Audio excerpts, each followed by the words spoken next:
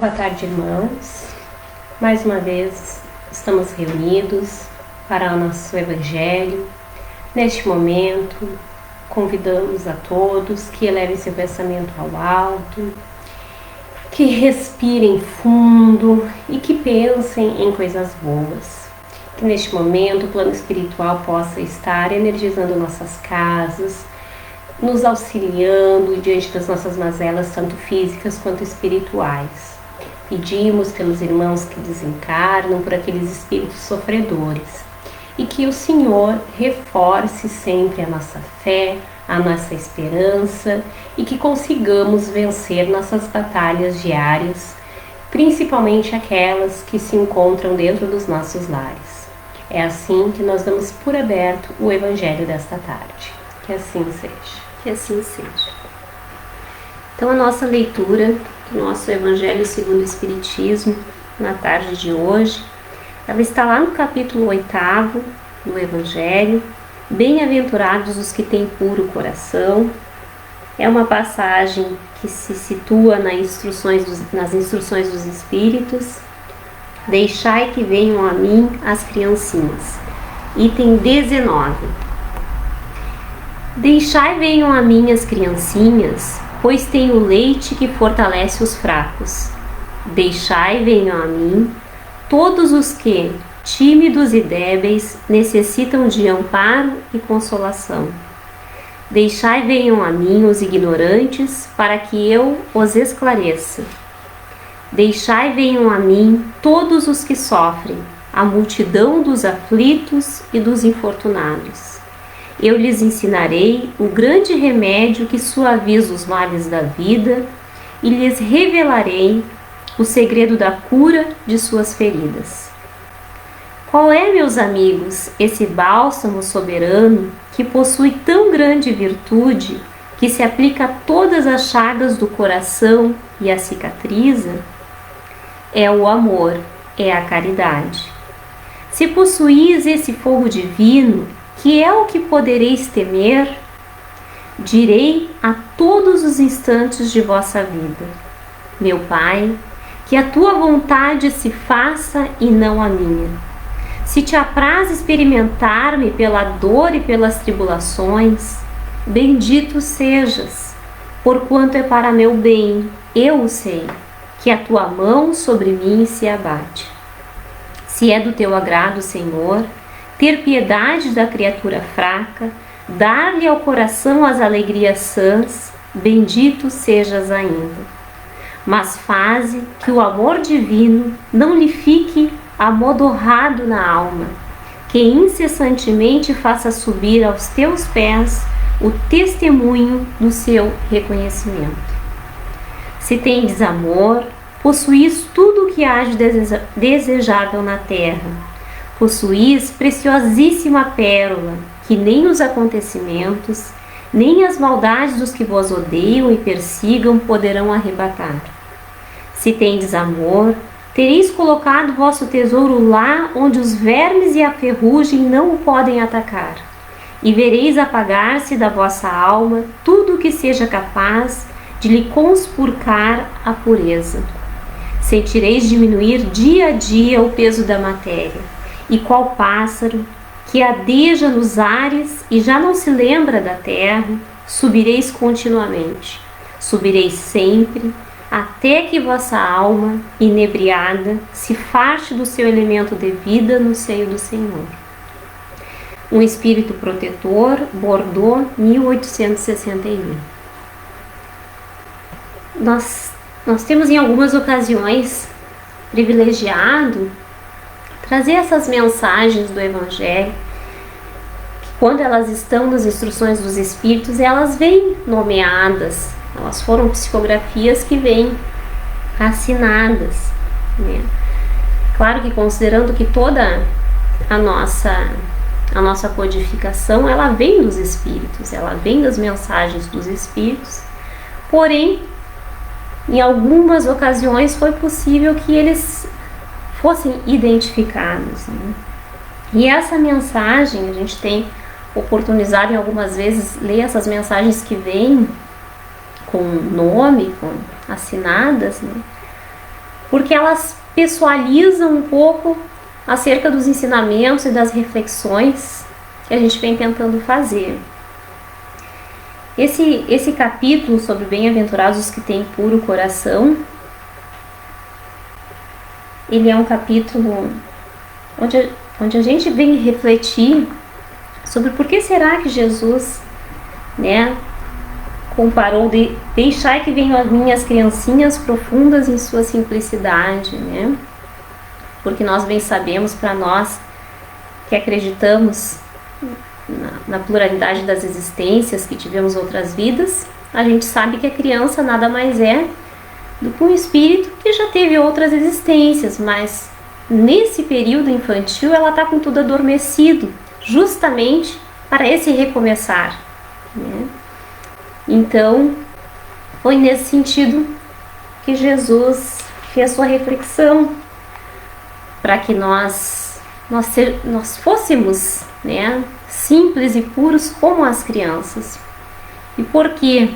Nós bem sabemos que quando a criança, a partir do momento que ela começa a crescer, esses elementos da personalidade, que nós bem sabemos que estão guardados lá do espírito, eles vêm em forma de intuição vindo à tona.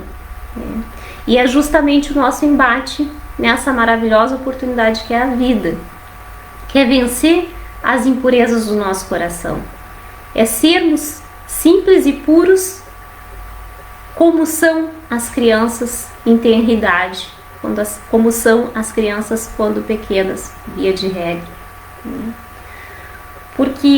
E a reflexão que o Espírito Protetor aqui vem nos deixar é exatamente para nós pensarmos, por que será que nós crescemos e à medida que nós vamos vivenciando, experienciando as diversas e distintas situações da vida, por que será que nós vamos nos comprometendo tanto com coisas impuras? E vamos parar de culpar a impureza fora de nós. Vamos falar da impureza que está aqui no meu coração. Por que será que acabo me envolvendo demasiadamente com as minhas impurezas, com as minhas fraquezas, com a impureza do egoísmo, com a impureza do orgulho, com a impureza da falta de amor? Porque a mensagem aqui, ela fala justamente sobre o Espírito do Cristo, que foi atender os mais necessitados, os mais desamparados, os que sofrem. E nós podemos pensar quando nós sofremos, o quanto nós garimpamos dentro de nós a nossa fortaleza, a nossa fé em Jesus.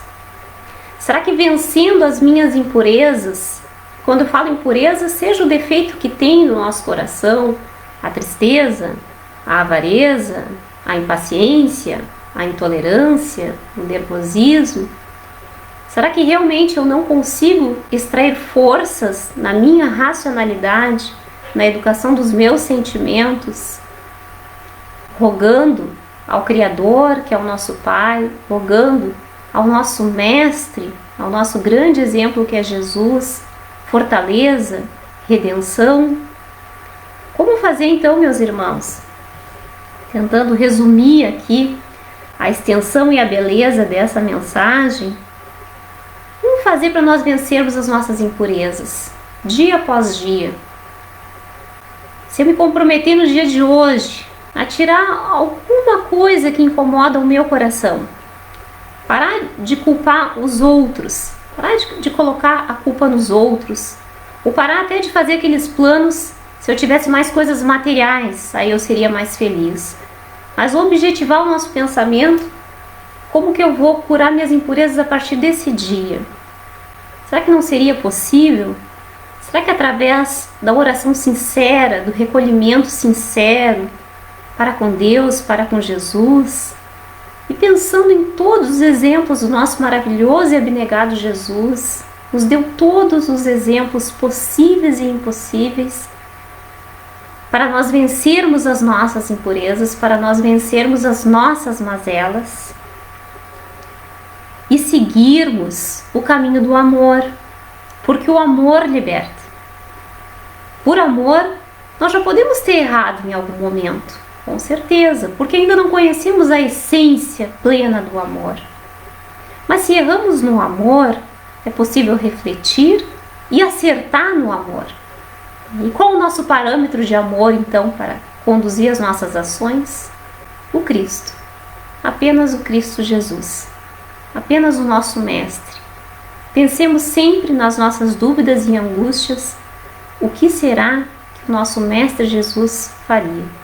E busquemos o Evangelho, busquemos a nossa consoladora doutrina espírita, os exemplos, as respostas, seja na nossa codificação, seja na maravilhosa literatura complementar que nosso abençoado Chico Xavier, por meio da sua psicografia, deixou. Quantos exemplos em Emmanuel, em André Luiz, em tantos outros espíritos que se comunicaram, e podemos ali encontrar exemplos de como vencer as nossas impurezas. Vamos encerrar o nosso Evangelho da Tarde com mensagens de Emmanuel, que a irmã vai ler. Então, dando sequência à leitura de Emmanuel pela coleção Fonte Viva, hoje, então, com o livro Ceifa de Luz, que é o livro número 5 dessa coleção. E a mensagem de hoje é aflição e tranquilidade. Bem-aventurados os que choram.